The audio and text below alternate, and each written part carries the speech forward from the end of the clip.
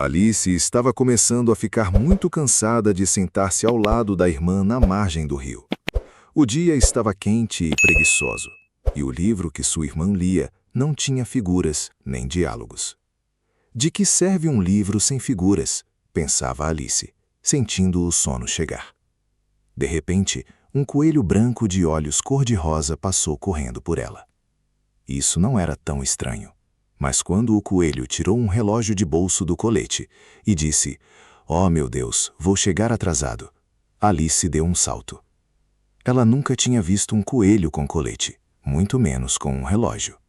Tomada pela curiosidade, Alice correu pelo campo atrás dele e o viu entrar em uma grande toca de coelho sob a cerca.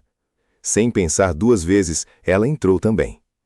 De repente, Alice sentiu que estava caindo em um poço muito profundo. Mas ela caía tão devagar que teve tempo de olhar ao redor.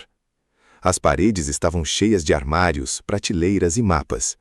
Ela até pegou um pote de geleia de uma prateleira, mas ele estava vazio. Bem, pensou Alice, depois de uma queda dessas, não vou ter medo de cair de escada nenhuma. Finalmente, plaf! Ela pousou sobre um monte de folhas secas. O coelho branco ainda estava à vista, dobrando uma esquina e sussurrando sobre suas orelhas e bigodes. Alice o seguiu até um longo corredor iluminado por fileiras de lâmpadas presas ao teto. Havia portas por todos os lados, mas todas estavam trancadas. No centro do corredor, sobre uma mesa de cristal, ela encontrou uma pequena chave de ouro. A chave abria uma portinha minúscula que dava para o jardim mais lindo que Alice já tinha imaginado. Mas ela era grande demais para passar pela porta. Foi então que viu uma garrafinha com um rótulo que dizia: "Beba-me". Alice provou e em poucos segundos começou a encolher até ficar com apenas 25 centímetros de altura. "Agora posso entrar no jardim", comemorou. Mas ela esqueceu a chave sobre a mesa alta. Logo depois, encontrou um bolo com o rótulo "Coma-me". Ela comeu e, zump, sua cabeça bateu no teto. Agora ela tinha quase 3 metros de altura e começou a chorar de frustração, criando uma verdadeira piscina de lágrimas ao seu redor. Após encolher novamente com o vento de um leque mágico, Alice nadou em suas próprias lágrimas até a margem, onde encontrou animais curiosos como um dodo e um camundongo. Depois de uma corrida maluca para se secar, Alice continuou sua busca pelo coelho. Ela acabou chegando a uma casa pequena e organizada, onde o coelho a confundiu com sua empregada e a mandou buscar suas luvas. Dentro da casa, Alice bebeu de outra garrafa e cresceu tanto que seus braços saíram pelas janelas e seus pés subiram pela chaminé. Alice conseguiu encolher novamente comendo bolinhos mágicos e fugiu para a floresta densa. Lá, sentada em cima de um cogumelo gigante, ela encontrou uma lagarta azul fumando calmamente um longo narguilé. A lagarta olhou para ela com olhos sonolentos e perguntou: "Quem é você?" Alice, confusa com tantas mudanças de tamanho, não soube responder. Antes de ir embora, a lagarta deu um conselho: "Um lado do cogumelo fará você crescer, e o outro lado fará você diminuir." Alice guardou pedaços do cogumelo e continuou caminhando até avistar uma casa curiosa que parecia pertencer a uma duquesa. No jardim, ela viu um gato sentado em uma árvore, sorrindo de orelha a orelha. Era o gato de Cheshire. "Para onde devo ir?" perguntou Alice. "Depende de onde você quer chegar", respondeu o gato. "Aqui, todos somos loucos. Eu sou louco. Você é louca." Alice ficou intrigada quando o gato começou a desaparecer lentamente, começando pela cauda e terminando pelo sorriso, que ficou flutuando no ar sozinho por um tempo. Seguindo as direções do gato, Alice chegou a uma mesa posta sob uma árvore, onde o lebre de março e o chapeleiro maluco tomavam chá. Havia um leirão dormindo entre eles, sendo usado como almofada. "Não há lugar! Não há lugar!" gritaram quando viram Alice se aproximar. Mas Alice sentou-se assim mesmo. O chá era uma confusão de enigmas sem resposta e histórias sem sentido sobre o tempo. É a festa de chá mais boba em que já estive, exclamou Alice, saindo dali em direção ao castelo real.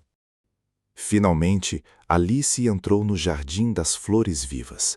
Lá, ela encontrou 3 cartas de baralho pintando rosas brancas com tinta vermelha. A rainha odeia rosas brancas, explicaram elas, tremendo de medo. De repente, uma procissão surgiu. Soldados cartas, cortesãos e, por fim, o rei e a temida rainha de copas. A rainha, ao ver Alice, gritou com sua voz estridente. O jogo era o mais estranho do mundo. Os flamingos eram os tacos, os porcos-espinhos eram as bolas, e os soldados se curvavam para formar os arcos. Tudo era uma confusão barulhenta. A rainha gritava, cortem a cabeça, para todos que erravam o lance. Alice sentiu que o País das Maravilhas estava ficando cada vez mais perigoso. Logo depois, todos foram convocados para o tribunal, onde o valete de copas estava sendo julgado por roubar as tortas da rainha. Alice foi chamada como testemunha. Enquanto caminhava para o banco, ela começou a crescer novamente sem perceber. Ela não tinha medo dos jurados, nem das ameaças da rainha. "Vocês não passam de um baralho de cartas", gritou Alice com toda a sua voz. No mesmo instante, todo o baralho se levantou e voou sobre ela como uma tempestade de papel. Alice tentou se defender, mas sentiu um toque suave em seu rosto. "Acorde, Alice, querida", disse sua irmã. Alice abriu os olhos e viu que ainda estava deitada na margem do rio, com a cabeça no colo da irmã. As cartas de baralho eram apenas folhas secas que o vento soprava sobre ela. Alice contou seu sonho maravilhoso, cheio de coelhos apressados e gatos risonhos. Ela percebeu que a imaginação é o jardim mais lindo que podemos visitar e que, no fundo de cada um de nós, o País das Maravilhas sempre estará esperando por uma nova aventura.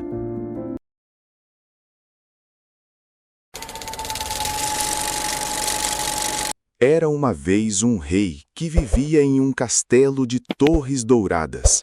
Ele tinha 12 filhas, uma mais bela que a outra. Elas dormiam todas juntas em um grande salão, cujas portas o rei trancava com 7 chaves todas as noites, para garantir que estivessem seguras. Mas todas as manhãs, quando o rei abria as portas, ele encontrava algo inexplicável. As sapatilhas de seda das 12 princesas estavam gastas e furadas, como se tivessem dançado a noite inteira. O rei estava intrigado. Como as sapatilhas podiam se desgastar se as portas estavam trancadas por fora?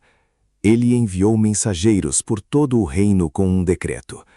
Aquele que desvendar o mistério de onde as princesas dançam à noite, poderá escolher uma delas para ser sua esposa e herdará o trono. No entanto, quem tentasse e falhasse em 3 dias, seria mandado embora para nunca mais voltar. Muitos príncipes tentaram. Eles passavam a noite vigiando a porta das princesas, mas, misteriosamente, todos caíam em um sono profundo e acordavam apenas de manhã, com as sapatilhas das jovens novamente em pedaços. O mistério parecia impossível de resolver, até que um soldado veterano, voltando das batalhas e carregando apenas sua mochila e sua coragem, resolveu tentar a sorte. No caminho para o castelo, o soldado encontrou uma senhora idosa que precisava de ajuda. Ele compartilhou seu último pedaço de pão com ela. Em agradecimento, a senhora lhe deu um conselho valioso. Não beba o vinho que as princesas lhe trouxerem à noite, pois ele contém uma poção de sono. E use este manto, disse ela, entregando-lhe uma capa cinzenta. É um manto de invisibilidade. Com ele, você poderá segui-la sem ser visto. Ao chegar ao palácio, o soldado foi recebido com honras. À noite, a princesa mais velha trouxe-lhe uma taça de vinho. O soldado fingiu beber, mas despejou o líquido secretamente em uma planta. Depois, deitou-se e começou a roncar alto. Pensando que o soldado dormia, as princesas riram, vestiram seus vestidos mais bonitos e calçaram suas sapatilhas novas. A mais velha bateu em sua cama e ela se afundou no chão, revelando uma escadaria secreta. O soldado rapidamente vestiu o manto de invisibilidade e seguiu as princesas escada abaixo. No meio do caminho, ele pisou sem querer no vestido da princesa mais nova. "Alguém segurou meu vestido!" gritou ela assustada. "É apenas um prego na parede", respondeu a mais velha. Eles chegaram então a uma floresta deslumbrante, onde as folhas das árvores eram feitas de prata pura e brilhavam como a lua. O soldado quebrou um galho de prata para levar como prova. O som do galho quebrando fez a princesa mais nova tremer. "Vocês ouviram isso?" Mas as irmãs continuaram. Logo, chegaram a uma segunda floresta, onde as folhas eram de ouro maciço e reluziam sob uma luz mágica. Depois, cruzaram uma terceira floresta, onde as folhas eram feitas de diamantes cintilantes que refletiam todas as cores do arco-íris. No final da trilha, chegaram à margem de um grande lago azul. 12 barcos enfeitados com luzes esperavam por elas, cada um com um príncipe encantado ao remo. O soldado entrou no barco da princesa mais nova. "O barco está pesado hoje", comentou o príncipe. Eles atravessaram o lago até um castelo subterrâneo iluminado por milhares de velas, onde uma música maravilhosa começou a tocar. As princesas dançaram com os príncipes até o amanhecer. Elas rodopiaram e saltaram com tanta alegria que suas sapatilhas de seda ficaram gastas e cheias de buracos. O soldado observava tudo, pegando uma taça de ouro do salão como segunda prova. Quando o sol começou a nascer, as princesas se despediram, voltaram pelos barcos e subiram a escadaria, deitando-se em suas camas antes que o rei abrisse as portas. No terceiro dia, o soldado foi levado perante o rei. Ele mostrou o galho de prata, o de ouro, o de diamante e a taça dourada. "Majestade", disse ele, "suas filhas dançam em um reino mágico sob a terra."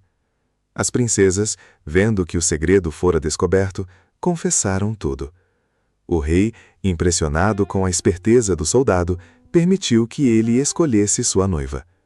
Ele escolheu a princesa mais velha e viveu feliz, sabendo que alguns mistérios só são resolvidos com coragem e um pouco de magia.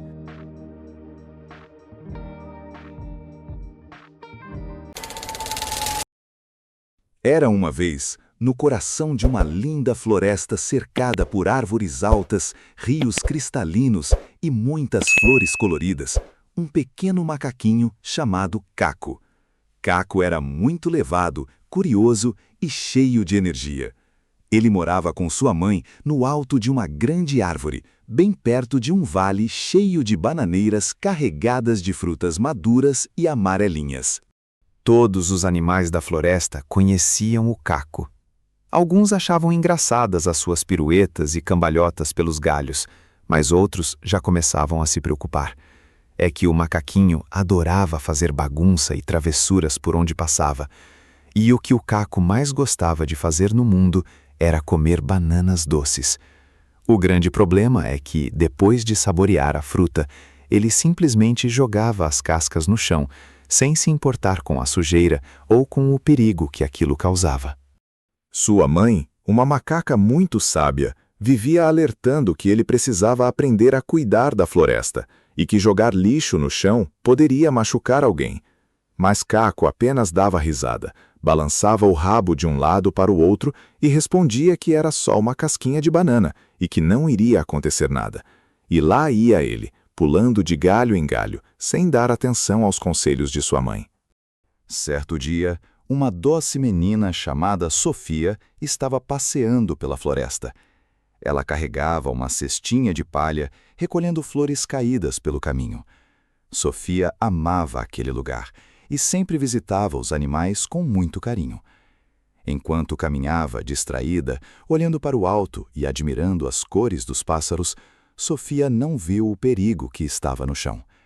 Ela pisou exatamente em uma das cascas de banana que Caco havia jogado no caminho. A menina deu um grito de susto Escorregou e caiu com tudo no chão. O impacto foi forte, e a pobrezinha acabou machucando a testa e ralando os joelhos na terra seca. Com o barulho, os passarinhos se assustaram e voaram rapidamente. Alguns coelhos que estavam por perto correram para ajudar a menina, que começou a chorar baixinho enquanto limpava a poeira de seus machucados. Lá do alto de uma árvore, escondido entre as folhas, Caco viu tudo o que tinha acontecido. Naquele momento, seu coração apertou. Pela primeira vez na vida, o macaquinho percebeu que uma simples casquinha jogada no chão podia causar dor de verdade em alguém. Ele desceu devagar da árvore e ficou olhando de longe, sentindo-se muito culpado por ter causado aquele acidente. Naquela noite, Caco quase não conseguiu dormir na sua cama de folhas. Ele rolava de um lado para o outro, lembrando-se das palavras de sua mãe e do choro triste da menina Sofia. Mesmo assim, no fundo do seu coração, ele ainda achava que tinha sido apenas um golpe de azar. O macaquinho teimoso ainda não tinha aprendido completamente a grande lição. Alguns dias depois, em uma manhã muito ensolarada, o Caco voltou a brincar pela floresta como se nada tivesse acontecido. Ele corria feliz entre os arbustos, dava cambalhotas no ar e comia várias bananas, rindo sozinho de suas próprias travessuras. Sem perceber, na pressa de sua brincadeira, ele acabou deixando várias cascas espalhadas pelo chão, bem perto da raiz de uma grande árvore.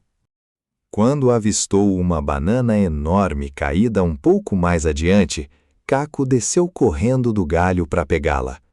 E foi aí que o inesperado aconteceu. O macaquinho pisou exatamente em uma das cascas que ele mesmo havia jogado minutos antes. Caco deu um grande grito de susto, escorregou feio, bateu as costas no chão e saiu rolando pela grama até bater no tronco de uma árvore. O macaquinho começou a chorar alto de dor e arrependimento, reclamando de seu braço e de sua cabeça. Ouvindo os gritos do filho, sua mãe correu rapidamente para ajudá-lo. Com todo o carinho do mundo, ela pegou o Caco no colo, limpou seus machucados e colocou algumas folhas medicinais sobre os ralados, abraçando o filhote com força até ele se acalmar. Com os olhos cheios de lágrimas e ainda soluçando, Caco olhou para ela e pediu desculpas bem baixinho. Ele disse que agora tinha entendido tudo e que não queria ter machucado a Sofia e nem queria ter se machucado. Sua mãe deu um leve sorriso, acariciou a cabeça do macaquinho e respondeu com muita calma que a floresta era a casa de todos eles. Ela explicou que quando cuidamos da floresta, cuidamos também de nós mesmos e dos outros, pois pequenas atitudes podem trazer grandes consequências. Caco ficou em silêncio por um longo tempo, pensando em tudo o que seu egoísmo havia causado. A partir daquele dia marcante, o macaquinho mudou completamente de atitude. Sempre que comia suas amadas bananas, ele guardava cuidadosamente as cascas em um cesto feito de folhas que ele mesmo trançou. Mais do que isso, Caco começou a caminhar pela floresta, recolhendo as sujeiras deixadas por outros animais. Com o tempo, a fama de bagunceiro sumiu por completo. Caco se tornou conhecido em toda a região como o macaquinho guardião, o ajudante oficial que mantinha a floresta limpa, bonita e segura para todas. E toda vez que ele via algum filhote novo jogando lixo no chão, ele corria até lá e avisava com autoridade que não deveriam fazer aquilo, pois ele já havia aprendido da pior maneira que pequenas bagunças podem causar grandes problemas para quem a gente ama. Graças à mudança de coração do pequeno Caco, a floresta se tornou um lugar muito mais seguro, limpo e infinitamente mais feliz.